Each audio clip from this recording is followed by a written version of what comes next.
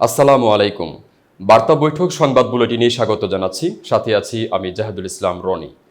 প্রথমেই সংবাদ শিরোনাম। গাজীপুরে ঢাকা ময়মনসিংহ মহাসড়ক অবরোধ করে শ্রমিকদের বিক্ষোভ। মঙ্গলবার মার্কিন প্রেসিডেন্টের সঙ্গে বৈঠকে বসবেন অন্তর্বর্তী সরকারের প্রধান উপদেষ্টা ডক্টর ইউনূস। সাবেক রেলমন্ত্রী সুজন 5 দিনের রিমান্ডে। সাকিব কেন কালো রবার কামড়ে ধরে ব্যাটিং করেন। বৈরুতে ইসরায়েলের হামলায় নিহত 37। এতক্ষণ শুনছিলেন শিরোনাম, এবার বিস্তারিত। গাজীপুরে ঢাকা ময়মনসিংহ মহাসড়ক অবরোধ করে শ্রমিকদের বিক্ষোভ। হাজিরা বোনাস বাড়ানোর দাবিতে গাজীপুরে একটি পোশাক তৈরির কারখানায় শ্রমিকেরা ঢাকা ময়মনসিংহ মহাসড়কে অবরোধ করে বিক্ষোভ করেছেন। আজ রোববার সকাল 8টার পর থেকে সদর উপজেলার বাঘের বাজার এলাকায় কারখানার পাশে মহাসড়কে অবস্থান নেন তারা। অবরোধে মহাসড়কের উভয় পাশে যানবাহনের চলাচল বন্ধ হয়ে গেছে। এতে দুর্ভোগে পড়েছেন সাধারণ মানুষ। শিল্প পুলিশ ও কারখানার শ্রমিকদের সঙ্গে কথা বলে জানা গেছে, বিভিন্ন সময় সদর উপজেলার বাঘের বাজার এলাকায় পলমল গ্রুপের মন্ডল ইন্টিমেটস লিমিটেড কারখানার শ্রমিকেরা হাজিরা বোনাস বৃদ্ধির দাবি জানিয়ে আসছিলেন, কিন্তু কারখানা কর্তৃপক্ষ দাবি মেনে নেয়নি। শ্রমিকেরা আজ সকালে কারখানায় এসে কাজে যোগ না দিয়ে হাজিরা বোনাস বৃদ্ধির দাবিতে বিক্ষোভ শুরু করেন। এক পর্যায়ে তারা কারখানার পাশে ঢাকা ময়মনসিংহ মহাসড়কের বাঘের বাজার এলাকায় অবরোধ করেন। এতে ঢাকাগামী ও ময়মনসিংহগামী উভয় লেনে যানবাহন চলাচল বন্ধ হয়ে যায়। অবরোধের কারণে মহাসড়কের উভয় দিকে দীর্ঘ যানজটের সৃষ্টি হয়। দুর্ভোগে পড়েন ওই মহাসড়কে চলাচলকারী যাত্রীরা। খবর পেয়ে পরিস্থিতি নিয়ন্ত্রণে সেনাবাহিনীর সদস্য ও শিল্প পুলিশ কারখানার কর্তৃপক্ষ ও শ্রমিকদের সঙ্গে কথা বলতে ঘটনাস্থলে যান। বেলা 11:30টার দিকে এই প্রতিবেদন লেখার সময় মহাসড়কে যানবাহন চলাচল বন্ধ ছিল। মন্ডল ইন্টিমেটস লিমিটেড কারখানার শ্রমিক মোহাম্মদ হাসিব বলেন, আপনারা খোঁজ নিয়ে দেখেন, সব কারখানায় হাজিরা বোনাস বাড়াইছে, কিন্তু আমাদের কারখানায় কোনো হাজিরা বোনাস বাড়ায় নাই। অনেক দিন ধইরা আমরা দাবি জানাইতেছি, কিন্তু মালিকের লোকজন আমাদের কথায় হন বাড়ছাই না, যার কারণে আমরা কাম বন্ধ কইরা আন্দোলনে নামছি। মঙ্গলবার মার্কিন প্রেসিডেন্টের সঙ্গে বৈঠকে বসবেন অন্তর্বর্তী সরকারের প্রধান উপদেষ্টা ডক্টর ইউনূস। গত 3 দশকে জাতিসংঘ সাধারণ পরিষদের অধিবেশনের ফাঁকে বাংলাদেশের কোনো রাষ্ট্র বা সরকারের প্রধানের সঙ্গে মার্কিন প্রেসিডেন্টের সঙ্গে কোনো বৈঠকের নজির নেই, কিন্তু এবার ডক্টর ইউনূসের সঙ্গে মার্কিন প্রেসিডেন্টের বৈঠকের খবর নিশ্চিত করেছে অন্তর্বর্তী সরকারের নীতি নির্ধারণী পর্যায়ের একটি সূত্র। সব ঠিক থাকলে নিউ ইয়র্কের স্থানীয় সময় 24 সেপ্টেম্বর মঙ্গলবার দুপুরে জাতিসংঘ সদর দপ্তরে বাংলাদেশ ও যুক্তরাষ্ট্রের শীর্ষ নেতারা বৈঠকে বসবেন। ঢাকা ও নিউ ইয়র্কের উচ্চ পর্যায়ের সূত্রগুলো জানিয়েছে, গত বৃহস্পতিবার বিকেলে ওয়াশিংটনের পক্ষ থেকে জাতিসংঘ সাধারণ পরিষদের অধিবেশনের ফাঁকে ইউনূস বাইডেনের বৈঠকের বিষয়টি চূড়ান্ত করা হয়। এর পরিপ্রেক্ষিতে 24 সেপ্টেম্বরের পরিবর্তে ডক্টর ইউনূস কাল 23 সেপ্টেম্বর নিউ ইয়র্কের উদ্দেশ্যে রওনা হচ্ছেন।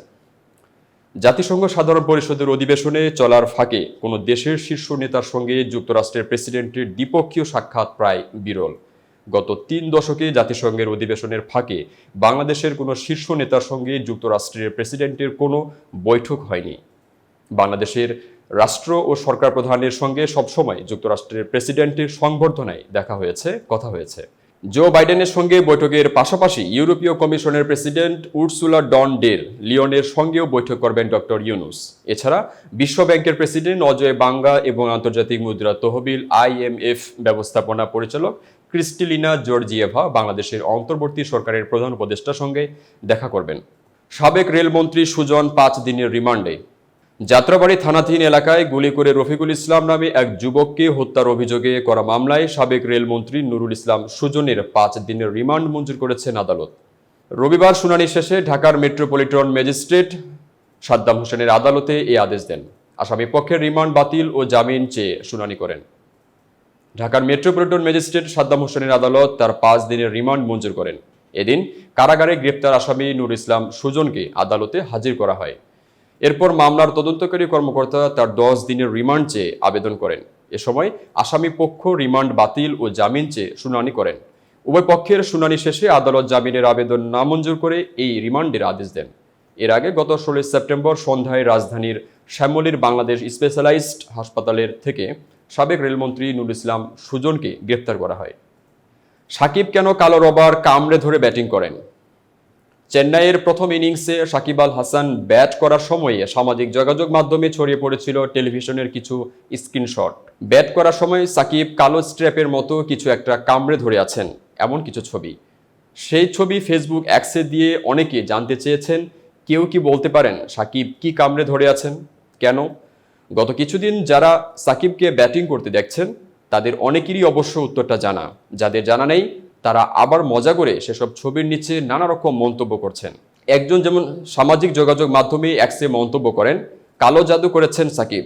আরেকজন লিখেছেন, ব্যাট হাতে ফর্মে ফেরার জন্য কালো জাদু দিয়ে সর্বোচ্চ চেষ্টা। কালো জাদুর ব্যাপারটা রসিকতা হলেও ব্যাপারটা আসলে সাকিবের ব্যাটিংয়ের সঙ্গে সম্পর্কিত।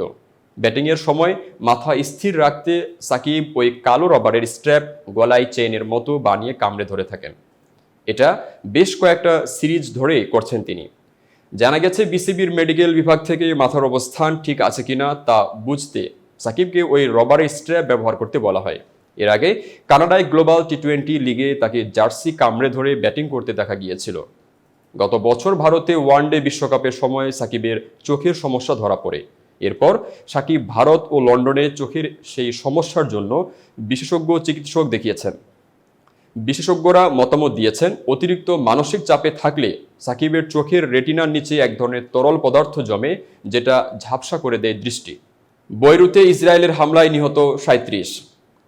লেবাননের রাজধানী বৈরুতে গতকাল শনিবারও উদ্ধারকর্মীদের বিমান হামলায় বিধ্বস্ত ভবনের ধ্বংসস্তূপের নিচে নিখোঁজ মানুষের খোঁজে উদ্ধার অভিযান চালিয়ে যেতে দেখা গেছে। আগের দিন শুক্রবার বৈরুতে ইসরায়েলের বিমান হামলায় হিজবুল্লাহর শীর্ষ কমান্ডার ইব্রাহিম আকিল ও আরও কয়েকজন হিজবুল্লাহ কমান্ডার সহ অন্তত 37 জন নিহত হন বলে জানিয়েছে লেবানিজ কর্তৃপক্ষ। নিহত ব্যক্তিদের মধ্যে 3টি শিশু ও 7 জন নারীও রয়েছেন। ইরান সমর্থিত লেবাননের সশস্ত্র গোষ্ঠী হিজবুল্লাহ জানিয়েছে, শুক্রবারের হামলায় তাদের 16 জন সদস্য নিহত হয়েছেন। নিহত ব্যক্তিদের মধ্যে জ্যেষ্ঠ নেতা ইব্রাহিম ছাড়াও তাদের আরেক কমান্ডার আহমেদ ওয়াহাবিও রয়েছেন। প্রায় 1 বছর আগে গাজা যুদ্ধ শুরু হওয়ার পর সেখানে ফিলিস্তিনিদের সশস্ত্র সংগঠন হামাসের প্রতি সমর্থন জানিয়ে ইসরায়েল নিয়মিত হামলা করে যাচ্ছে হিজবুল্লাহ। জবাবে ইসরায়েল ও হিজবুল্লাহর বিভিন্ন অবস্থান লক্ষ্য করে পাল্টা হামলা করছে। তবে প্রায় 1 বছরের মধ্যে হিজবুল্লাহর কোনো অবস্থানে ইসরায়েলের সবচেয়ে প্রাণঘাতী হামলা ছিল এটি। ইসরায়েল বলছে, ইব্রাহিম ও হিজবুল্লাহর অভিজাত রাদওয়ান ফোর্সের আরও কয়েকজন নেতা একটি ভূগর্ভস্থ অবস্থানে জড়ো হয়েছিলেন। তারা সেখানে সফলভাবে হামলা চালিয়েছেন এবং হিজবুল্লাহর সামরিক চেইন অব কমান্ড প্রায় সম্পূর্ণরূপে বিধ্বস্ত করে দিয়েছে।